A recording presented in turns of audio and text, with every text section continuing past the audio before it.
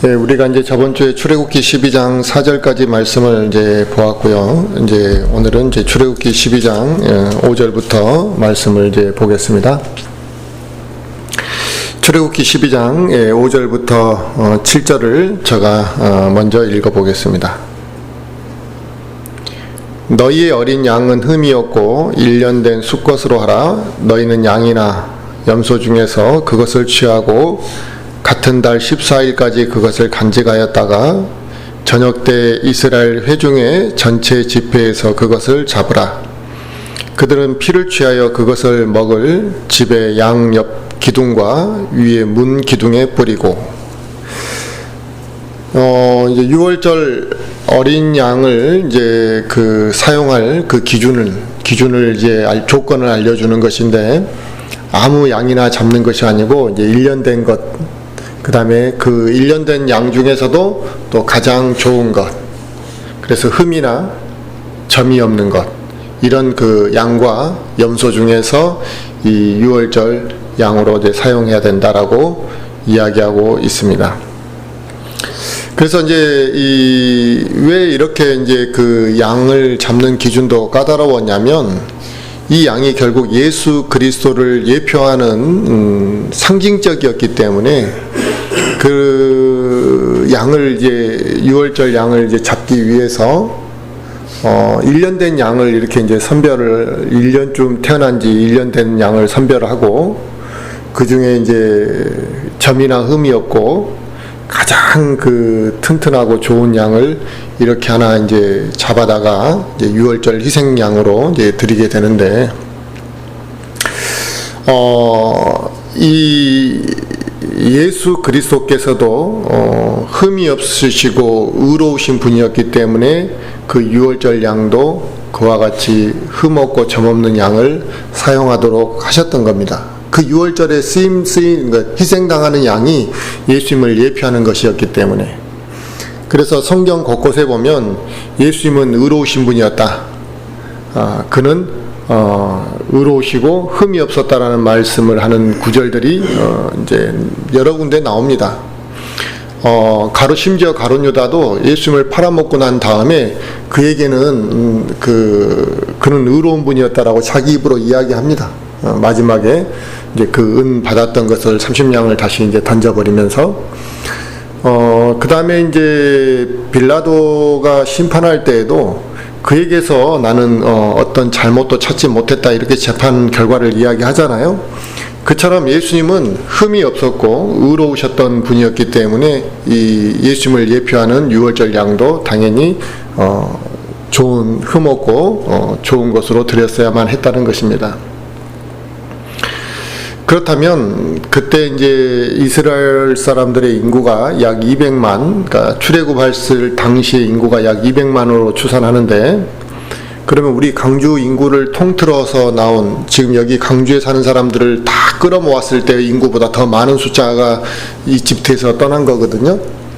그러면 그 200만에 가까운 사람들이 이제 6월절 양을 같은 날에 동시에 잡은 거잖아요.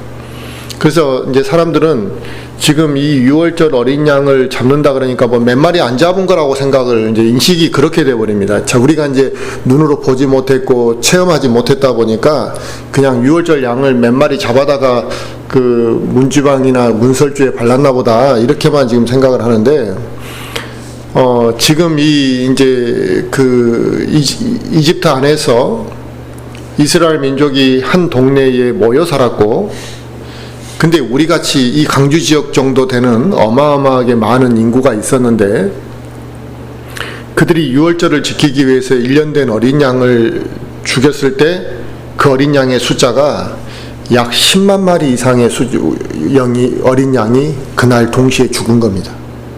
왜냐하면 한 집안당 한 마리씩은 먹어야 되는 거니까요. 근데 그 1년 된 양만 10만 마리니까 그때 그 이스라엘 민족의 그 가축의 수가 상당했다라는 걸 우리가 알 수가 있는 거죠. 그러면 그 10만 마리의 양의 피가 얼마나 막 쏟아졌겠냐 이거예요.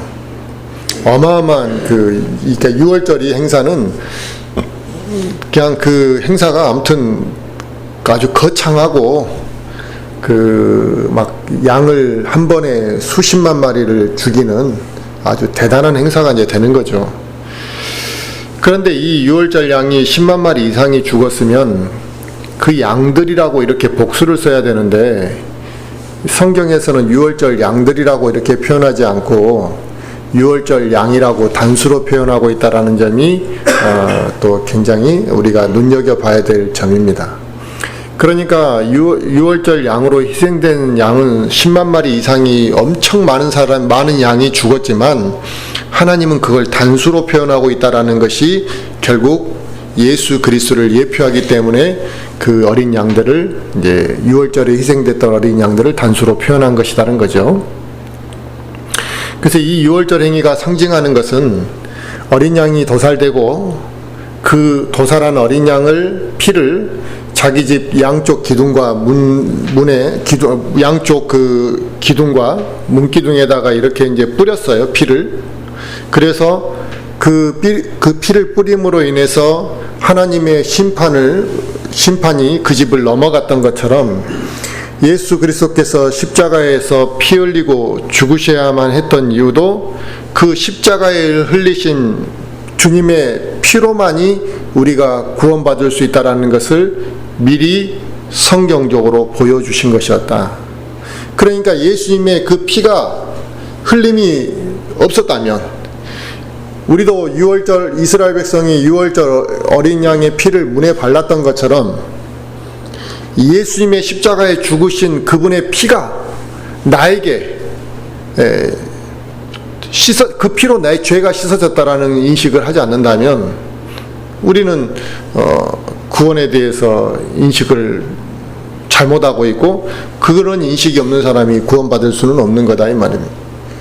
그래서 이 양의 피가 그렇게 발라졌을 때 하나님의 저주가 그 사람을 피해 간 것처럼 예수님의 피가 우리에게 임했을 때 물론 예수님은 2000년 전에 죽으셨지만 그 2000년 전에 죽으신 예수님의 피가 나에게 뿌려져서 내가 그 피로 죄 씻음을 받았다라는 것을 이해할 때 우리가 하나님의 지옥의 심판을 벗어날 수가 있는 것입니다. 자, 출애굽기 12장 8절부터 10절까지를 또 현영재가 한번 읽어주세요. 그 밤에 그 고기를 먹되 불에 구워 누룩 없는 빵과 쓴 채소와 함께 그것을 먹을지니라. 그것을 날로 먹거나 결코 불에 삶지 말고 그것의 머리와 다리와 내장을 불에 구우라. 너희는 아침까지 그것 중에서 아무것도 남겨두지 말며 그것 중에서 아침까지 남은 것은 불로 태울지니라. 이제 지금 먹을 때 어떻게 먹어야 되는지 조건이 있습니다. 그냥 아무렇게나 양고기를 해서 먹는 게 아니고 불에 구워 먹어야 되고 그 다음에 누룩 없는 빵과 함께 먹어야 되고 쓴 나물을 먹어라. 다 이유가 있으니까 그랬겠죠? 그리고 그 다음날까지 남겨놓지 말라. 그러면은 그 고기를 불에 구워 먹었다라는 불에 구워 먹으라고 했던 이유는 뭐냐면 예수님께서 십자가에서 그와 같이 고통받으실 것을 보여주시는 겁니다. 그걸 통해서 예수님이 어떤 고통을, 그러니까 자기들을 구원하시러 오는 이 세상을 구원하러 오실 분이 어떤 고통을 당할 것인지를 미리 보여주신 거죠. 그래서 예수님이 십자가에 죽으실 때 목마르다고 외치셨어요. 그리고 지옥에까지 가셔서 그 심판을 우리를 대신해서 지옥의 그 형벌까지 지고 가셔야만 했다 이거 말입니다. 그리고 누룩 없는 빵은 왜 누룩 없는 빵을 먹으라 그러냐면 이 빵에 누룩이 들어온다라는 것은 결국 세상과 타협하고 세상 죄가 이렇게 침투하는 것을 의미하는 건데 누룩 없는 빵은 완전히 순수한 그 자체를 의미하는 거잖아요. 그래서 하나님 앞에 우리가 죄로부터 성별된 삶을 이제는 살아야 되겠다라는 그것을 의미하는 그런 의미의 빵을 먹도록 하셨던 겁니다. 그러면 쓴 나물을 왜 먹으라 했냐? 쓴 나물은 이스라엘 백성들이 이집트에서 종생활을 했던 것을 기억하도록 하시려고 쓴 나물을 먹으라 했다. 쓴 나무를 먹을 때마다 우리가 이집트에서 어떻게 종살이를 했는지 그것조차도 다 기억하라 이거죠. 왜? 우리가 이제 그 개구리가 올챙이 시절 모른다고 자기가 무엇인가 잘 되면 예전에 힘들었던 거 다 잊어버리고 내가 언제 그렇게 살았냐 이렇게 생각을 하잖아요. 그런데 초심을 잃지 않으려면 내가 과거에 안 좋았던 것도 기억해야 되는 것이다 이거죠. 우리도 구원받기 전에 나쁜 행실들, 내가 구원받기 전에 육신적으로 했던 행위들에 대해서 기억하고 싶지 않지만 그걸 뭐 자랑할 이유는 없지만 내가 얼마나 참 과거에 더럽게 살았고 내가 얼마나 과거에 악하게 살았는지를 기억하고 있는 거죠. 그리고 하나님의 은혜로 내가 지금 살고 있는 것을 또 기억하면서 얼마나 많이 변화됐는가를 우리가 고백할 수 있듯이 이 쓴나물은 이집트에서 종생활을 했던 이스라엘 백성들이 그 삶을 기억하고 하나님의 은혜를 기억하도록 하기 위한 거였다. 그래서 우리가 이제 주의 만찬을 통해 그 빵과 포도즙을 먹고 마실 때 주님의 죽으심을 우리가 기억하는 것처럼 이 유월절 양과 빵과 쓴나물은 무엇을 기억하는 그 의미가 이제 되는 것입니다. 그리고 이제 그 남은 재료를 다 이제 그 다음날 남아 있으면 남기지 말고 다 불태워서 이제 없애버리라 그랬는데 결국 그건 뭐냐? 예수님께서 부활하시는 것을 의미하시는 거죠. 그래서 그분의 시체가 여기에 남아 있었던 건 아니잖아요.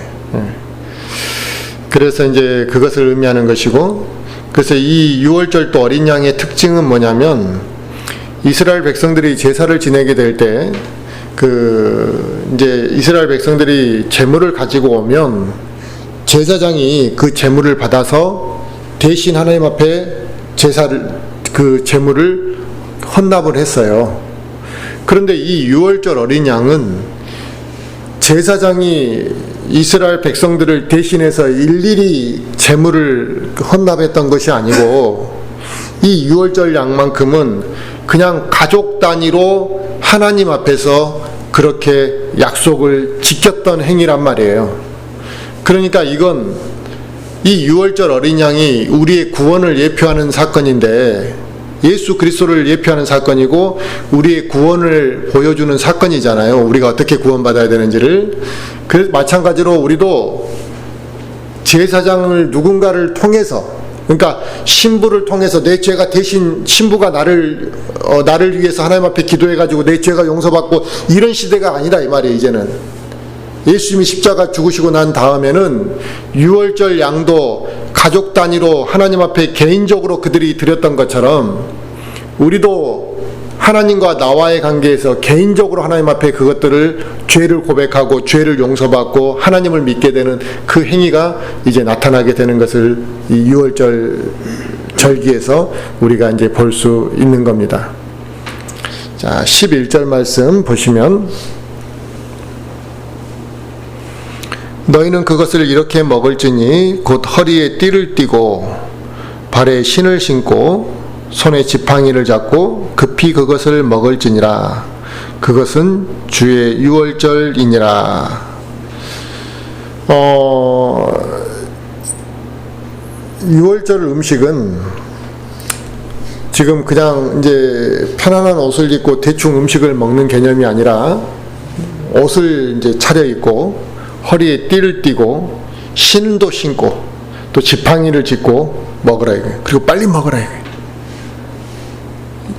이게 왜 그러죠?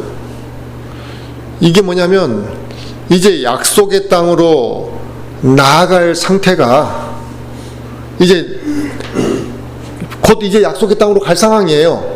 그러니까 약속의 땅으로 나아갈 그 상태에서 빨리 그 약속의 땅으로 지금 당장이라도 빨리 나아갈 수 있는 그 준비된 상태에서 유월절 양을 먹으라는 거였습니다. 이게 지금 어떤 거하고 좀 비슷하냐면 그 에베소서 6장에 보면 그리스도의 그 군사에 대해서 전신갑주를 입으라는 말씀이 나오는데, 그게 뭐냐면 이제 우리는 항상 무장되어 있으라 이 말이에요. 우리가 갑옷을 입고 산다라는 것은 불편한 거잖아요. 그런데 정신 상태가 해이하고 뭐 군사가 아니 뭐 전쟁이 일어날 기미도 안 보이고 전쟁할 마음도 없고 그러면 그 갑옷이 불편하고 갑옷을 입고 있으려고 하지 않겠죠. 벗고 있겠죠. 근데 그리스도인은 전신갑주를 입고 준비하고 있으라고 하는 이유는 뭐냐면 항상 매 순간 전쟁을 대비하고 있으라 이 말이잖아요. 그러니까 지금 이 사람들도 6월절 음식은 지금 당장 약속의 땅으로 갈 그 준비된 상태에서 이 음식을 먹어야만 그런 마음으로 자세로 음식을 먹으라 했다 이 말이에요. 그러니까 전쟁에 대비하는 사람들이 전쟁터에 가서 싸우는 군인이 밥을 먹으라 그러니까 나 1시간 아직 점심시간 아직 안 끝났다고 1시간을 다 채우고 밥을 먹는 군인이 어디가 있겠으며 반찬 투정을 하는 군인이 어디가 있겠습니까? 그리고 밥을 천천히 먹으면서 막 총알이 날라오고 하는데 천천히 날라오면서 밥을 먹는 그런 한심한 군인이 어디 있겠냐 이 말이에요. 막 서둘러서 먹겠잖아요. 그렇죠? 그냥 배만 허기만 채우면 되는 거니까 막 서둘러서 먹을 거라는 거예요. 이게 나갈 준비를 하고 있는 사람들의 모습이란 말이죠. 그래서 우리 그리스도의 구원받은 그리스도인들이 하나님의 군사로서 그리스도의 군사로서 준비된 모습과 이 유월절 음식을 먹는 사람들이 복장과 자세가 매우 좀 비슷한 모습이 좀 있다라는 것입니다. 이처럼 우리도 예수님을 믿고 이제 구원받고 나면 제일 먼저 우리가 배워야 되는 것은 뭐냐면 세상에서 빨리 성별되는 것을 배워야 됩니다. 그러니까 우리가 이제 예수님을 믿고 구원받은 이후에는 서둘러서 그 옛 생활에서 빨리 떠나야 되는 것이거든요. 그러니까 이집트에서 빨리 떠날 준비를 해야 된다 이 말이에요. 그런데 천천히 언젠가는 떠나겠지 이렇게 생각하는 사람들이 있다 이 말이에요. 실질적으로 그런 말은 떠날 마음이 없다 이 말이죠. 그러니까 구원받은 이후에 변화되고 성장하는 것을 가르치는데 언젠가는 성장되지 않겠느냐, 뭘 그렇게 조급하게 성장하라고 그러냐, 이런 이야기를 하는 사람들이 있는데 그 말은 뭐냐면 성장하고 싶은 마음이 없다라는 걸 이야기하지 자기는 성장할 마음이 있는데 좀 천천히 성장하겠다 이런 말이 사실은 아니다 이 말이에요. 말은 그렇게 표현하지만. 그래서 하나님의 일로의 그런 어떠한 이제 도전이나 그 다음에 영적인 변화는 신속하게 이루어져야 되는 것이지 천천히 세워라 내워라 그렇게 바뀌는 것이 전혀 아니다 이거죠. 그래서 유월절 양도 옷을 입고 허리에 띠를 띠고 신을 신고 지팡이를 잡고 급히 먹으라. 그러니까 준비된 상태에서 하나님께서 이 양을 먹도록 하셨다라는 것을 볼 때 우리 그리스도인의 군사도 어떻게 해야 되는 것인지를 정확하게 이제 여기다 또 비유해 볼 수 있습니다. 자, 12절부터 또 14절을 현우이가 한번 읽어주세요. 내가 이 밤에 이집트 땅을 두루 지나가며 사람이나 짐승을 막론하고 이집트 땅에 처음 난 모든 것을 치고 또 이집트의 모든 신에게 심판을 집행하리라. 나는 주니라. 그 피가 너희가 거하는 집 위에 있어 너희를 위해 표가 되게 할지니라. 내가 그 피를 볼 때에 너희를 넘어가리니 내가 이집트 땅을 칠 때에 그 재앙이 너희 위에 임하여 너희를 멸하지 아니하리라. 이 날은 너희에게 기념일이 될지니 너희는 이 날을 너희 대대로 주를 위한 명절로 지키고 규례에 따라 그것을 영원토록 명절로 지킬지니라. 6월절 어린 양에 대한 이 어린 양을 이렇게 이제 먹게 하고 6월절 절기를 지키게 하신 하나님의 목적은 심판과 믿음 때문에 그렇습니다. 하나님께서는 이제 사람이나 이집트 안에 사람이나 동물을 포함해서 이집트의 모든 것, 또 거짓된 것들에 대해서 심판을 내리셨는데 이제 그 심판이 내려지는 그날 이 하나님이 말씀하신 어린 양의 피에 대한 믿음을 가지고 그 6월절 어린 양의 피를 자기 집의 기둥과 문 기둥에 바른 그 이스라엘 백성들은 구원해 주셨다라는 것이죠.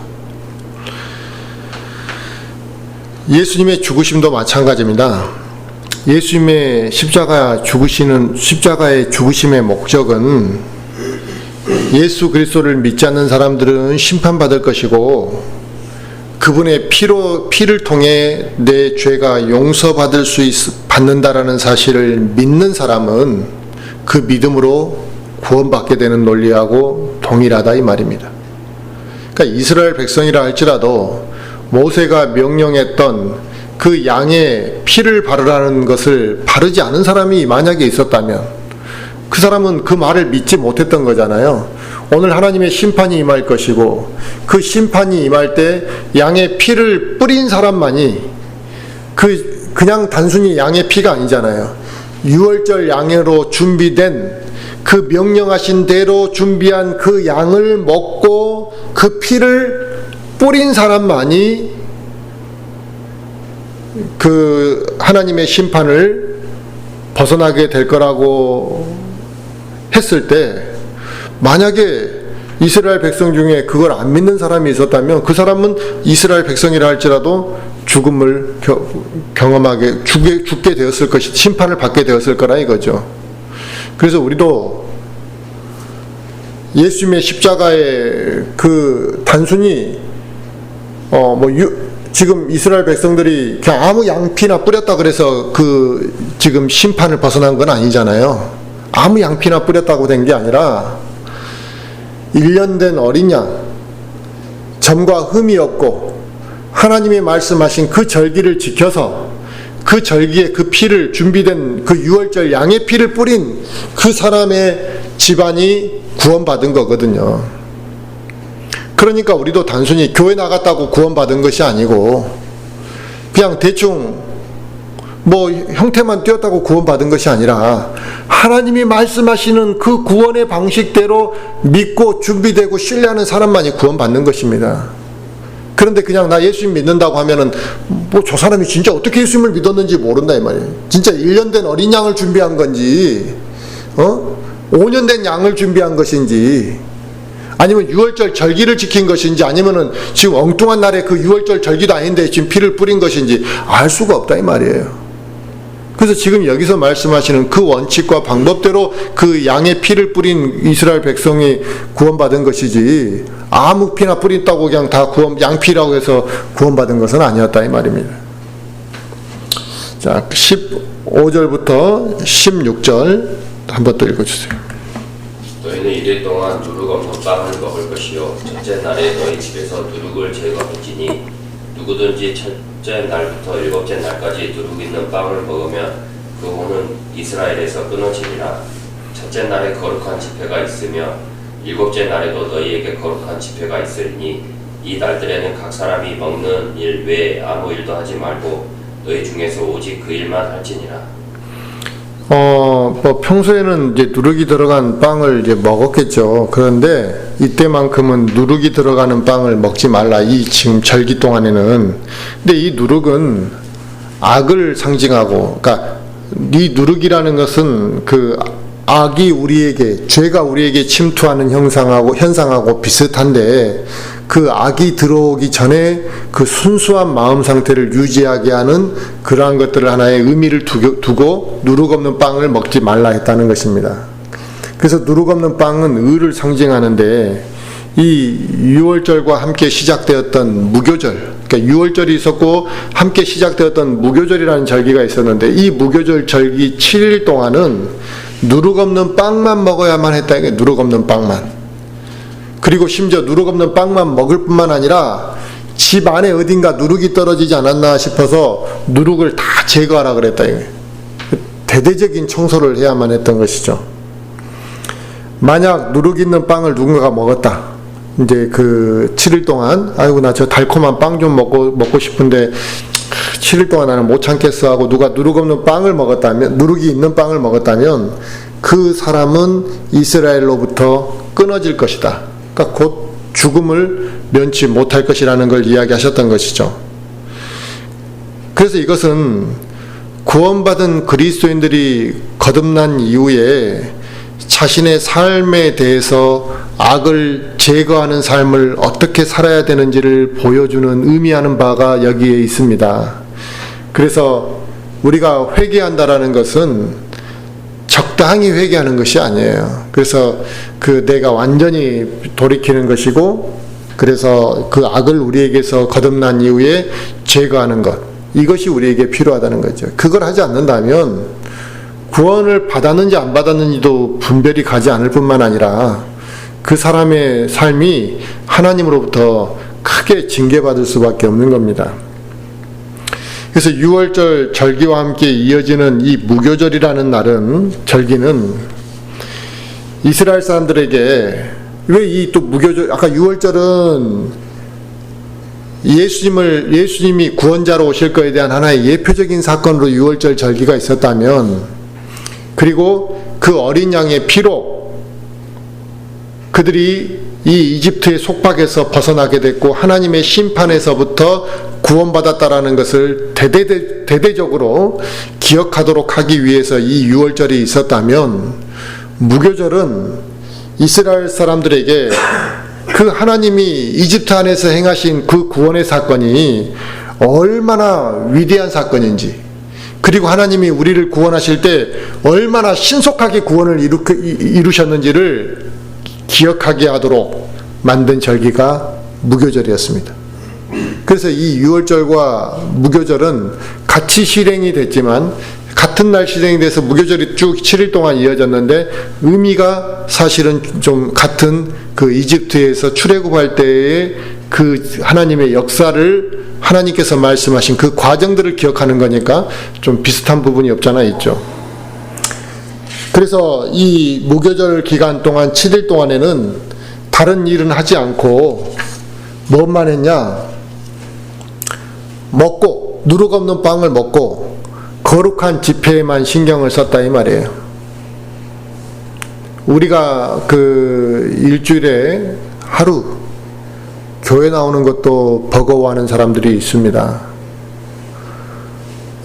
물론 이제 뭐 자기가 구원받기 전에 피치 못할 어떤 이제 직업을 그렇게 선정을 했거나, 또 구원받기 전에 가정의 환경이나 여러 조건이 이제 그렇게 될 수밖에 없었던 사람도 이제 있을 수 있겠지만, 지금 이 6월절과 무교절을 보면 6월절이 우리의 구원에 대한 어떤 예표적인 사건을 보여준다면, 무교절은 구원받고 난 이후에 우리의 삶을 또 예표적으로 보여주는 건데, 지금 누룩 없는 빵을 계속 먹으면서 다른 일은 하지 말고 오직 거룩한 회중의 집회에만 신경을 쓰라 했다 이 말이에요. 그러면 우리가 일주일에 한 번은 좀 세상 일에서 손을 좀 떼고 오직 하나님의 일에만 신경을 좀 집중해야 될 필요가 있다는 것입니다. 근데 현대 사회로 가면 갈수록 더 바쁘고 또 이런 관계성들이 더 복잡해지면서 이제는 그런 것조차 하지 못하고 있다 이 말입니다. 그래서 안타까운 것은 이제 교회라는 그 회중의 모임을 통해서 같이 식사도 하고 또 우리가 거룩한 그 집회에만 신경을 써야 되면, 거룩한 집회에만 신경을 쓰려면 어떻게 우리가 하나님을 더 잘 섬길 것인가, 또 하나님께서 나에게 어떻게 역사하셨던가, 이런 이야기를 해야 되는데 끝나면 집에 가기 바쁘다 이 말이에요. 그래가지고 그 애들이 그런 경우들이 많아요. 애들이 예배 끝나면 뭐 친구들하고 약속이 있어가지고 막 애들이 빨리 집에 가자 하니까 애들한테 끌려가지고 저는 먼저 가겠습니다 오늘, 이런 모습들이 필비재하다 이 말이에요. 이런 것이 어떻게 거룩한 집회를 준비된 마음으로 하나님께 영광을 돌려드리러 온 사람들의 마음이겠냐 이거예요. 예수님의 그런 어떠한 사랑과 지체에 대한 사랑의 마음으로 왔다면 그렇게 금방 갈라해도 갈 수가 없는 거죠. 그러니까 그들 마음에는 하나님의 사랑이 비춰져 있지 않는 것을 보여주는 거예요. 근데 매주마다 오면 애들이 막 그냥 빨리 집에 가자고, 빨리 집에 가자고. 그러면 그런 애들을 가르치고 바르게 거룩한 집회에 참여하도록 가르치는 것이 지금 맞는 것이지, 그 애들 때문에 자기가 거룩한 집회를 참여하지 않고 애들 때문에 거룩한 집회에 소홀히 하는 것이 그게 당연한 거냐 이거예요. 주객이 바뀌고 우선순위가 바뀌고 무엇을 먼저 해야 되는지에 대한 이런 인식이 잘못되어 있는 그리스도인들, 그러면서 자기들은 하나님을 잘 섬기고 있다고 착각하고 있는 이런 사람들이 매우 많습니다. 그래서 이 무교절 절기처럼 우리가 구원받고 난 이후에 이 시간만큼은 하나님을 위해서 쓰는 거예요. 자기를 위해서 쓰는 게 아니라 이 말이에요. 그런데 심지어 교회 나와가지고도 예배 시간조차도 자기를 위해서 쓰려고 한다 이거예요. 왜 자기를 위해서 시간을 써요? 하나님을 위해서 써야지. 그리고 출애굽 당시 이스라엘 사람들은 신속히 이집트를 떠나라고 했던 거거든요. 신속히 떠나야만 했습니다. 그래서 이집트에서 나올 때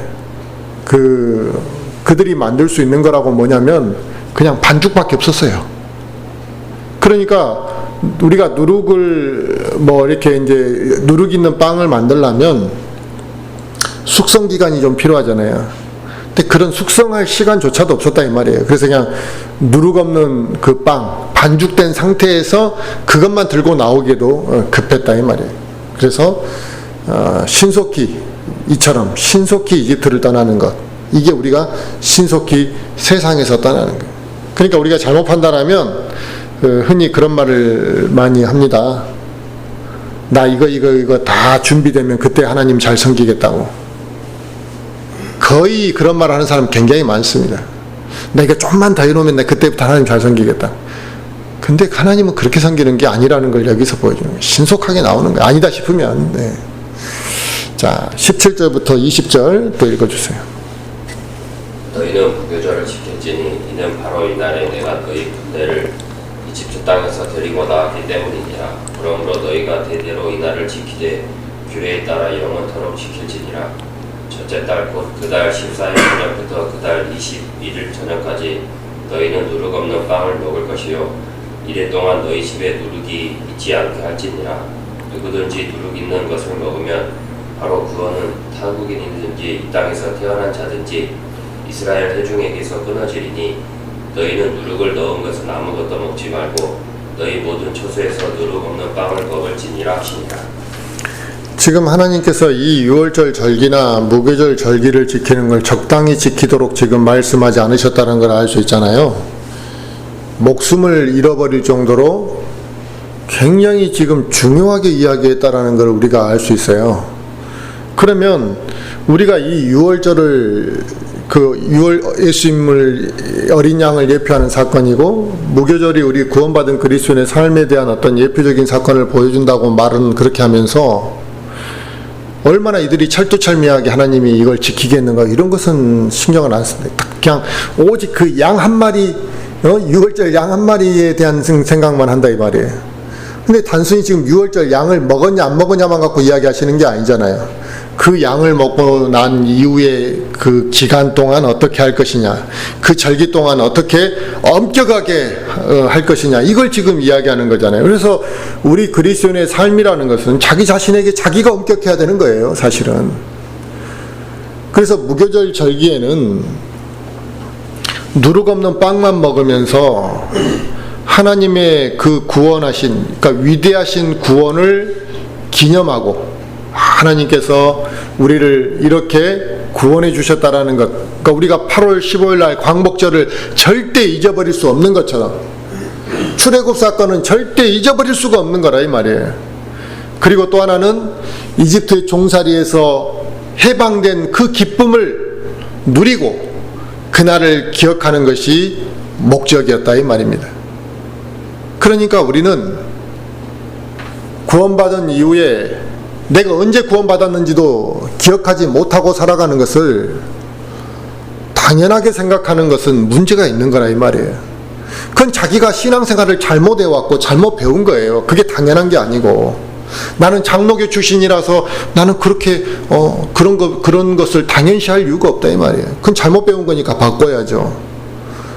지금 분명히 구원받은 그 사람이 하나님이 자기를 구원해 주셨던 그 사건을 기념하는 것이 필요한 거잖아요.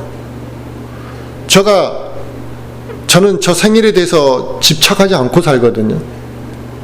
육신이 태어난 날, 그러니까 저는 킹제임스 성경을 알고 난 뒤에 육신의 생일을 지키는 게 그렇게 의미 있는 것이 아니라고 저는 생각을 했어요. 뭐 지킨다고 해서 그 생일을 축하하고 한다고 해서 그게 나쁘다는 뜻이 아니고, 왜 그걸 제가 그렇게 의미를 축소시키고 의미를 두지 않았냐면, 우리가 생일날 선물을 해주고 생일날 파티를 하고 생일날을 굉장히 뭐 대단하게 우리가 뭐 해주려고 하잖아요. 그거 안 해주면 서운해하고. 그게 뭔 의미가 있냐 이거예요. 그러면 좋다 이거예요. 생일을 그렇게 기념하고 생일을 축하하고 한다면 내가 구원받은 날보다 그 생일이 더 중요하냐 이 말이에요. 내 구원받은 날은 기억도 못하고 살면서 내 육신이 태어난 날만 기념하고 거기에만 연연하고 사는 것이 이게 정상이냐? 저는 그 말을 하고 싶은 거다 이 말입니다. 생일날 막 알록달록하고 막 이런 거 하고 케이크 사고, 차라리 구원받은 날 그 케이크 사가지고 우리끼리 뭐 기뻐하고 내가 오늘 구원받은 날이니까 떡을 돌리겠습니다. 차라리 그게 더 성경적이지 않겠냐 이 말이에요. 그런데 그런 말조차도 제대로 이해를 못하고 그런 사람이 있습니다마는, 이 무교절 절기에는 누룩 없는 빵만 먹으면서 하나님의 위대하신 그 구원을 기념하고 이집트 종살이에서 해방된 그 기쁨을 누리고 기억하는 게 목적이었다 이거예요, 무교절이. 그런데 이 무교절을 철두철미하게 지키라고 했다는 거죠. 그래서 이 무교절이 우리 그리스도인들에게 주는 영적 교훈은, 그리스도인의 삶은 성별된 삶을 살아야 되고 누룩이 없는 삶을 살아야 된다라는 것을 교훈으로 주는 거거든요.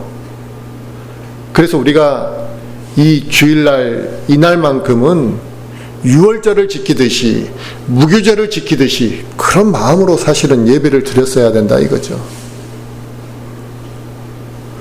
이 유월절과 무교절은 동시에 시행이 됐지만 또 서로 연결되어 있지만, 그건 같은 절기가 아니라 독립된 두 개의 절기로서 두 가지의 하나님께서 기념하라는 것. 구원, 어린 양, 예수님을 예표하는 그 어린 양을 기념하는 사건과 또 하나님께서 얼마나 위대하게 역사하셨는지를 기념하는 사건, 이 두 가지를 동시에 상징하는 이 절기였다라는 것입니다. 그래서 이건 우리가 매우 중요하게 생각해 볼 수 있는 부분입니다. 자, 21절부터 23절까지 또 한번 읽어주세요.